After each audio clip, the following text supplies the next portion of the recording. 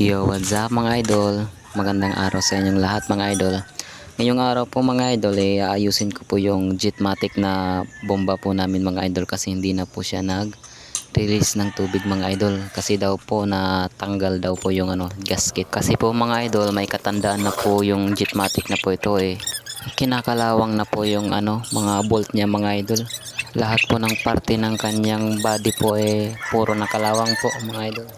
Siyempre po, kailangan po naming ayusin kasi po ito yung pinagkukunan namin ng tubig araw-araw po mga idol. Pero hindi po namin to iniinom mga idol. At yun nga po ay tinanggal ko na po yung head part po ng Jetmatic po mga idol.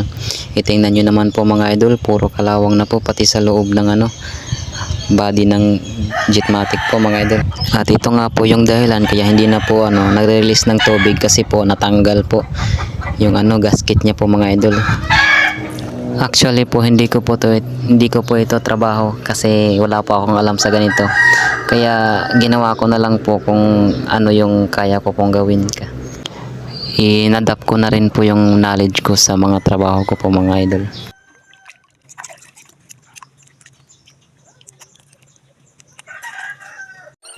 At syempre po nilinisan ko na rin po yung yung mga part po ng Jetmatic po para po hindi na po amoy kalawang po yung tubig po mga idol.